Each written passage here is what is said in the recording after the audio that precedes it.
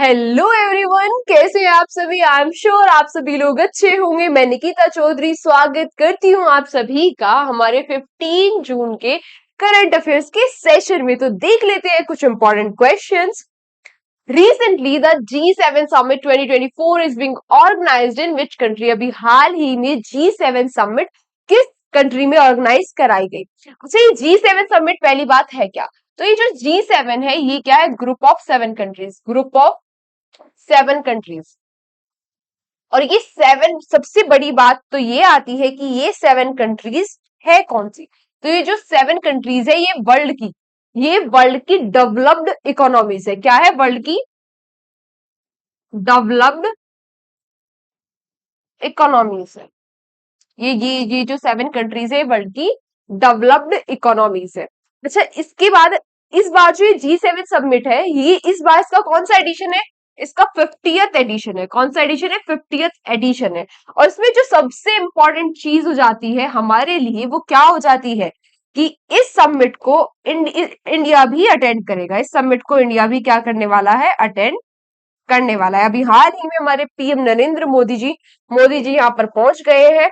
और ये मोदी जी की 33rd टर्म को स्टार्ट करने के बाद अब फर्स्ट कोई फॉरेन मीटिंग वो अटेंड कर रहे हैं। अब इंडिया अटेंड करेगा। आप पूछोगे कि मैम इसका इंडिया भी मेंबर है क्या? नहीं, इंडिया इसका मेंबर नहीं है। इंडिया इसका मेंबर ना होने के बाद भी इस समिट को अटेंड कर रहा है। ये क्या दिखाता है? ये पावरफुल पोजीशन दिखाता है इंडिया की वर्ल्ड में, कि इंडिया दुनिया के लिए कितना जरूरी है। ये 7 कंट्रीज का ग्रुप है, इनकी समिट हो रही है, इसका 50th एडिशन है। 7 डेवलप्ड इकोनॉमीज का ग्रुप है। उस जो वो समिट हो रही है उसमें इंडिया भी बैठेगा। जो भी यहाँ पे डिस्कस किया जाएगा, एआई से रिलेटेड, रिफ्यूजी की प्रॉब्लम से रिलेटेड, क्लाइमेट चेंज, एनवायरमेंट से रिलेटेड, वो सब चीजों में इंडिया भी अपनी भागीदारी देगा। अच्छा, ये इसको होस्ट क्या कर रहा है? क्वेश्चन पे आते हैं। होस्ट कौन सी कंट्री कर रही है? इसको होस्ट कर रही है इटली जी। और जॉर्जिया मेलोनी जी ने हमारे नरेंद्र मोदी जी के पास क्या भेजा? इन्विटेशन भेजा। अच्छा, एक बार और G7 के बारे में हम देख लेते हैं। मैंने आपको बताया ग्रुप ऑफ 7 कंट्रीज है। तो उसमें कौन कौन सी 7 कंट्रीज है? इसमें 7 कंट्रीज है Canada, France, Germany, Italy, Japan, UK और यूएसए। ये क्या है? डेवलप्ड इकोनॉमीज है वर्ल्ड की। फर्स्ट समिट इसकी कब हुई थी? 1975 में। अच्छा, ये ग्रुप ऑफ 7 ये पहले क्या हुआ करता था? Group of 8। ये क्या होता था? G8 हुआ करता था। इसका एक मेंबर कौन था? इसका एक मेंबर कंट्री, 8वां जो मेंबर कंट्री था वो रशिया था। तो फिर मैम अब रशिया का नाम तो आपने लिया ही नहीं हो, ये G7 क्यों कैसे हो गया? देखो 2014 में क्या हुआ? 2014 में क्या हुआ? जो रशिया है, रशिया ने क्रेमिया पर अटैक कर दिया। रशिया ने किस पर अटैक कर दिया? क्रेमिया पर अटैक कर दिया और क्रेमिया पर कब्जा कर लिया। तो फिर जो G8 तब जो बची हुई 7 कंट्रीज होती थी, इन्होंने रशिया को बाहर निकाल दिया और इस ग्रुप को बना दिया क्या? G7। क्या बना दिया? G7 बना दिया। आ गई बात समझ में? आते अपने नेक्स्ट क्वेश्चन पर। हमारा नेक्स्ट क्वेश्चन क्या कह रहा है? आज फिर रैंक से रिलेटेड हमारा क्वेश्चन है। What is the rank of India in global peace index 2024? India की ग्लोबल पीस इंडेक्स में क्या रैंक आई है? तो इंडिया की रैंक आई है क्या? 116। इसको टॉप किया है किसने किया है? इसमें फर्स्ट कौन आया? इसमें फर्स्ट आया है आइसलैंड। फर्स्ट कौन आया? आइसलैंड। और मैंने आपको कल ही पढ़ाया था कि आइसलैंड किसी और रैंक में भी फर्स्ट आया। हमने कल ही पढ़ी थी इसके बारे में। उसमें इंडिया की क्या रैंक आई थी? इंडिया की तो रैंक आई थी 129, है ना। मैंने आपको बताया था कि टोटल 146 कंट्रीज है, जिसमें से लास्ट सूडान आया है, फर्स्ट आइसलैंड आया है। तो ये कौन सा इंडेक्स था? कुछ याद आ रहा है आप लोगों को? नहीं आ रहा? बड़ी गलत बात है। अगर आप लोगों को याद नहीं आ रहा तो ये कौन सा इंडेक्स था? Global gender gap index. Global gender gap index.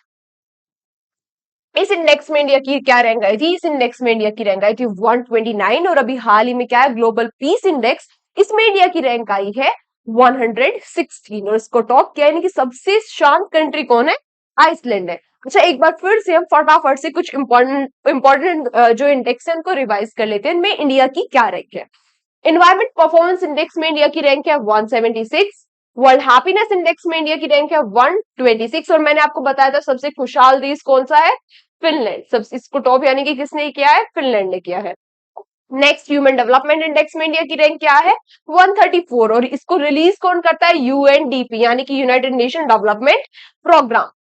Global hunger index में इंडिया की रैंक है 111। प्रेस फ्रीडम इंडेक्स में इंडिया की रैंक है 159, और इसको रिलीज कौन करता है? Reporters without borders. Reporters without border. और सबसे ज्यादा प्रेस की फ्रीडम कहाँ है? नॉर्वे में, यानी कि इस इंडेक्स को टॉप किसने किया है? नॉर्वे ने किया है। ग्लोबल जेंडर इनइक्वालिटी इंडेक्स में इंडिया की क्या रैंक है? 108। और वर्ल्ड इंटेलेक्चुअल प्रॉपर्टी इंडेक्स में इंडिया की क्या रैंक है? इट इज इंडेक्स में इंडिया की क्या रैंक है? इंडिया की रैंक है इसमें 42। क्या रैंक है? 42। आते हैं अपने नेक्स्ट क्वेश्चन पर। Recently who has been sworn as the chief minister of Arunachal Pradesh? अभी हाल ही में किसने अरुणाचल प्रदेश के मुख्यमंत्री के रूप में शपथ ले ली है? तो ये किसने ले ली है? ये ले ली है प्रेमा खांडू जी ने। किसने? प्रेमा खांडू जी ने। और मैंने आपको बताया था ना कि सीएम यानी कि चीफ मिनिस्टर को ओथ कौन दिलाता है? कौन दिलाता है? जल्दी बोलो। कल कल की क्लास में भी हमने कवर किया था कि सीएम को ओथ कौन दिलाते हैं? वो दिलाते हैं गवर्नर। कौन दिलाते हैं? गवर्नर। अच्छा, सीएम को तो पीएम को ओथ कौन दिलाते हैं? अभी हाल ही में हमारे किसने? प्रधानमंत्री जी ने भी तो ओथ ली है ना, तो उनको ओथ कौन दिलाते हैं? कौन कौन कौन? द्रौपदी मुर्मू जी ने दिलाई है ना, तो वो कौन है? हमारी प्रेसिडेंट। तो पीएम को, प्रधानमंत्री को ओथ दिलाते हैं प्रेसिडेंट, और सीएम को ओथ दिलाते हैं गवर्नर। अच्छा, प्रेमा खांडू जी इस बार थर्ड टाइम यहाँ के क्या बने हैं? चीफ मिनिस्टर बने। अच्छा, मैंने कल ही आपको बताया था कि चंद्रबाबू नायडू ये कहाँ के सीएम बने हैं? ये बने हैं आंध्र प्रदेश के। आंध्र प्रदेश के। और प्रेम सिंह तमांग जी कहाँ के सीएम बने हैं? भी प्रेम सिंह तमांग जी सीएम बने हैं कहाँ के? ये बने हैं सिक्किम के। ये अभी हाल फिलहाल में अपॉइंट हुए तो इंपॉर्टेंट हो जाते हैं। अच्छा, ये मोहन कुछ पढ़ा था ना हमने, मोहन चरण मांझी पढ़ा था ना, मोहन चरण मांझी। ये मोहन चरण मांझी कहाँ के सीएम बने थे? ओडिशा के। कहाँ के? ओडिशा के। अच्छा, ये हो गई सीएम की बात। आते हैं अपने नेक्स्ट क्वेश्चन पर। Recently which state has inaugurated PM Shri tourism air service? अभी हाल ही में किस स्टेट ने PM Shri tourism air service को स्टार्ट कर दिया है? तो ये किस स्टेट ने कर दिया है? कहां से किया है? पहली बात तो ये आती है। तो ये किया गया है राजा भोज एयरपोर्ट से। अब ये राजा भोज एयरपोर्ट किस स्टेट में है? ये तो नहीं पता। अच्छा, ये है कहाँ पे? ये है भोपाल में। कहाँ पे है? भोपाल। और भोपाल कहाँ पे है? ये वही है। भोपाल कहाँ पे है? ये वही है जहां पर क्या है? मैक्सिमम फॉरेस्ट कवर एरिया है। ये किस स्टेट में है? जिस स्टेट में मैक्सिमम फॉरेस्ट कवर एरिया है। मैम नहीं समझ आया। अच्छा, तो ये वहीं पर है जहां पर मैक्सिमम नेशनल पार्क्स है।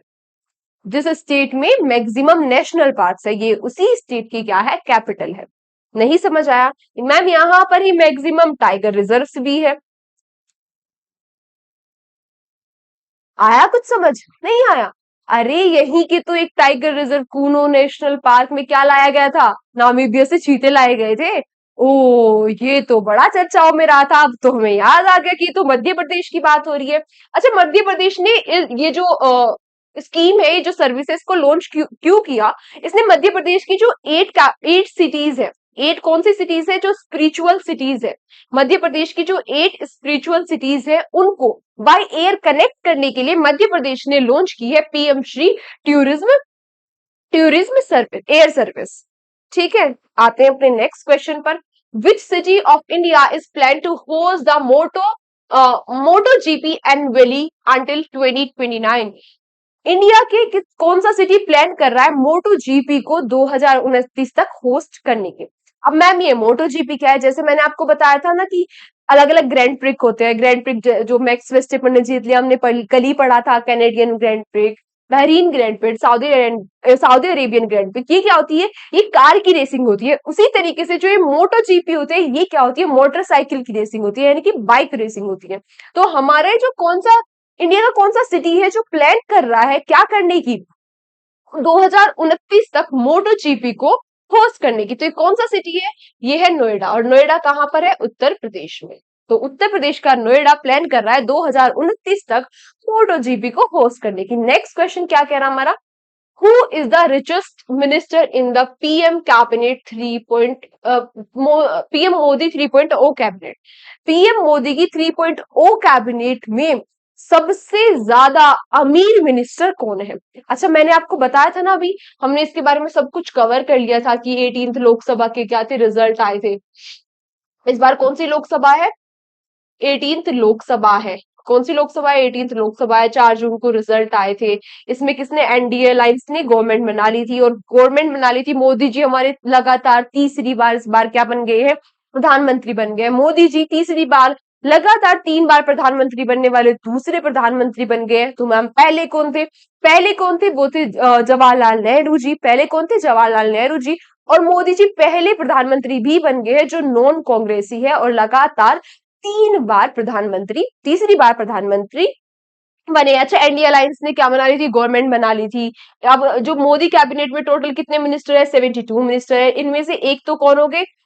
पीएम, यानी कि हमारे प्रधानमंत्री नरेंद्र मोदी जी। बचे हुए मैंने आपको बताया था ना, बचे हुए कितने बच गए? 71। इन 71 में से कितने? 30 क्या है? कैबिनेट मिनिस्टर्स है। उसके बाद 5 क्या है? ये इंडिपेंडेंट मिनिस्टर्स है।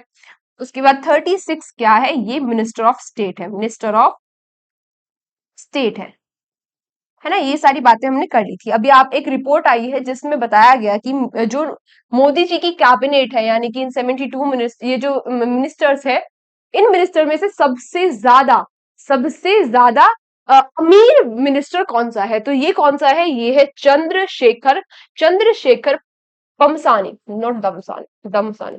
ये कौन है? चंद्रशेखर पमसानी। और ये किस पार्टी से है? ये किस पार्टी से है? ये किस पार्टी से है? ये है टीडीपी से। सुना होगा ना आपने नाम टीडीपी और जेडीयू, है ना, कि चंद्रबाबू नायडू जी की पार्टी है टीडीपी, तेलुगु देशम पार्टी। और वो कल ही कहाँ के वो बन गए हैं? सीएम बन गए। अभी हमने पीछे बढ़ के आए, या आप लोग दोबारा से मुझे बताओगे? तो चंद्रशेखर पमसानी ये सबसे ज्यादा क्या है? अमीर मिनिस्टर है। कहां पर? कहाँ के अमीर मिनिस्टर है? मोदी जी की कैबिनेट के। अच्छा, इनकी टोटल वर्थ कितनी है? ये लगभग बताई गई 57,5,705 करोड़। 5705 करोड़ इनकी टोटल वर्थ है। सेकंड नंबर पे कौन है? ज्योतिरादित्य सिंधिया, ये सेकंड नंबर पे आए हैं। ये सेकंड नंबर पे है वर्थ के मामले में। इनकी वर्थ लगभग 425 करोड़ के आसपास की है। ये किससे है? ये बीजेपी के हैं। फिर थर्ड इस लिस्ट में है एचडी कुमार स्वामी, ये थर्ड है। और फोर्थ कौन है? अश्वनी वैष्णव जी। फोर्थ कौन है? अश्वनी वैष्णव जी। आप लोग मुझे आज कमेंट बॉक्स में क्या बताने वाले हो? आप लोग ये बताने वाले हो कि जो अश्वनी वैष्णव जी है, इनके पास कौन सी मिनिस्ट्री है? इनके पास कौन सी मिनिस्ट्री है? कौन सी मिनिस्ट्री है इनके पास? इनके पास वही मिनिस्ट्री है जो इनके पास पहली बार भी थी। और ये क्या है? Question for you. ये क्या है? Question for you. इसका आंसर आप कहां करोगे? इसका आंसर आप करोगे मुझे कमेंट सेक्शन में। आते हैं अपने नेक्स्ट क्वेश्चन पर। Recently who has been appointed as the national security adviser? अभी हाल ही में नेशनल सिक्योरिटी एडवाइजर किसको अपॉइंट कर दिया गया? तो एक बार फिर से नेशनल सिक्योरिटी एडवाइजर अपॉइंट कर दिया गया है। किसको? अजीत डोवाल जी को। अच्छा, अभी हाल ही में हमने कल ही पढ़ा था। क्या पढ़ा था हमने? कल ही हमने पढ़ा था कि जो उपेंद्र द्विवेदी जी हैं, ये क्या बनने वाले हैं? 30th चीफ बनने वाले हैं। किसके? हमारी इंडियन आर्मी के। किसके? हमारी इंडियन आर्मी के। 29 चीफ कौन थे? अभी जो 29 चीफ थे इंडियन आर्मी के, वे कौन थे? वो थे हमारे मनोज पांडे जी। कौन थे? मनोज पांडे जी। वैसे हमने पढ़े हुए तो ये ऑप्शन भी है, हमारे पढ़े हुए हैं ना। पर अभी थोड़ा ज्यादा दिन हो गए तो मैम हम तो भूल गए होंगे ना। कोई बात नहीं, हम दोबारा याद दिलाते हैं। जो विजय भारती शानी जी है, ये अभी हाल ही में हेड अपॉइंट किए गए थे। किसके? एनएचआरसी के। अब ये एनएचआरसी क्या होता है? ये होता है नेशनल ह्यूमन राइट कमीशन। ये क्या होता है? National human right commission. और अभी हाल ही में नेशनल ह्यूमन राइट कमीशन ने कौन सी प्रथा पर बैन लगा दिया? कौन सी प्रथा पर सीरियस कंसर्न दिखाया? तो कौन सी प्रथा थी वो? कौन सी प्रथा थी? नाता प्रथा। कौन सी प्रथा थी? नाता प्रथा। अच्छा, ये श्री श्री जी कल्हाड़ का जो है ये कहाँ के हेड बनाए गए थे, आईजीसीएआर। अब ये आईजीसीएआर क्या था, ये था Indira Gandhi centre of atomic research, Indira Gandhi centre of atomic research. ठीक है। तो अभी हाल ही में अभी हमारा क्वेश्चन क्या पूछ रहा था, नेशनल सिक्योरिटी एडवाइजर किसको बनाया गया है, तो ये बनाया गया है किसको, अजीत डोभाल जी को, अजीत डोभाल जी को। आते हैं अपने नेक्स्ट क्वेश्चन पर, who has emerge as the top performer in the recently concluded international digital teachers olympiad. अभी हाल ही में टॉप परफॉर्मर कौन रहा है किसमें, इंटरनेशनल डिजिटल टीचर्स ओलंपियाड में, तो ये कौन रही है, हमारे भारत की कौन, शिल्पी अग्रवाल जी। ये कहां से बिलोंग करती है, इंडिया की, इंडिया से। तो हमारे भारत की शिल्पी अग्रवाल जी यहाँ पे क्या रही है, इंटरनेशनल टीचर्स ओलंपियाड में टॉप परफॉर्मर रही है।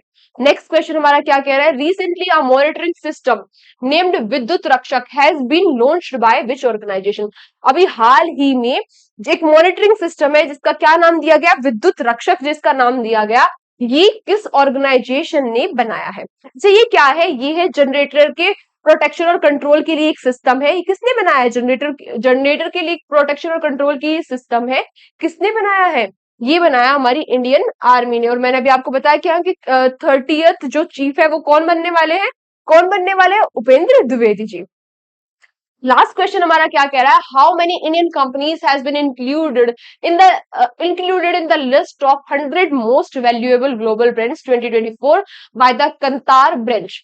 कंतार ब्रांच के द्वारा अभी हाल ही में कितनी, भारत की कितनी कंपनियों को इंक्लूड किया गया 100 मोस्ट वैल्यूएबल ग्लोबल ब्रांड के रूप में। तो कितनी कंपनियों को इंक्लूड किया गया, भारत की चार कंपनियों को इस लिस्ट में क्या किया गया, इंक्लूड किया गया। वो चार कंपनी अब मैम कौन कौन सी है, वो चार कंपनी है टीसीएस। टीसीएस क्या होता है, टाटा कंसल्टेंसी सर्विसेज, एचडीएफसी क्या है, हमारा बैंक है, एयरटेल एयरटेल और इन्फोसिस, इन चार कंपनीज को क्या किया गया, इंक्लूड किया गया किसमें, 100 मोस्ट वैल्यूएबल ग्लोबल ब्रांड में, किसके द्वारा, कंतार ब्रांड्स के द्वारा, किसके द्वारा, कंतार ब्रांड्स के द्वारा।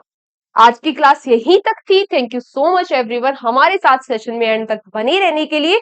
और आखिरी में आप सभी लोगों के लिए एक line, there is no elevator to success, you have to take the stairs. There is no elevator to success, you have to take stairs. Success के लिए कोई भी डायरेक्ट क्या शॉर्टकट नहीं है कि आप जैसे एलिवेटर पे होता है ना, खड़े हुए ऊपर पहुंच गए, नहीं, आपको स्टेयर्स लेनी पड़ेगी, आपको छोटे छोटे स्टेप करके चढ़ना पड़ेगा, एफर्ट्स करने पड़ेंगे हर एक स्टेप को लेने के लिए। जैसे फॉर एग्जाम्पल अगर हम एस्पिरेंट लाइफ से इस चीज का एग्जाम्पल ले, आपने आज ही प्रिपरेशन स्टार्ट की है और आपको किसी ने बता दिया कि भाई ना मॉक लगाने से सिलेक्शन हो जाता है, क्योंकि हमें पता लग जाता है कि एग्जाम के प्रेशर को कैसे हैंडल करना है, किस तरीके के क्वेश्चन आते हैं, हमारा स्ट्रॉन्ग सेक्शन कौन सा है, वीक कौन सा है, कहाँ मेहनत करनी है, ये सब कुछ क्लियर होता है मॉक लगाने से। बिल्कुल सही बात है। आपने आज ही प्रिपरेशन स्टार्ट की और आपके किसी भाई बंधु ने आपको ये सलाह दे दी, तो क्या आप फर्स्ट दिन से मॉक लगाने लग जाओगे? नहीं, वो मॉक क्यों लगा रहा है, क्योंकि वो स्मॉल स्टेप ले लेके स्टेयर पे यहाँ पहुंच गया, आप फर्स्ट पे खड़े हो, आपको फर्स्ट स्टेप लेना है, वो बिल्कुल एंड में पहुंच गए हैं। तो क्या करना होगा, धीरे धीरे स्टेप बाय स्टेप पहले आपको कोर्स कवर करोगे, रिवीजन करोगे, पीवाईक्यूज देखोगे, सेक्शन वाइज मॉक लगाओगे, उसके बाद जाके आप फुल मॉक लगाओगे ना, तो स्टेप बाय स्टेप आगे बढ़ोगे ना, तभी तो स्टेप बाय स्टेप करके आपका सिलेक्शन होगा। तो सक्सेस के लिए कोई भी ऐसा शॉर्टकट नहीं है कि आप एलिवेटर, कोई भी एलिवेटर नहीं है, आपको स्टेयर से ही चलना होगा। आज की क्लास को हम यहीं तक रखते हैं। Thank you so much everyone हमारे साथ सेशन में एंड तक बने रहने के लिए। कल के सेशन में आपसे फिर से मुलाकात होगी। तब तक के लिए अपना ध्यान रखिए, अपने बड़ों का सम्मान कीजिए, छोटों को प्यार कीजिए। जय हिंद, जय भारत।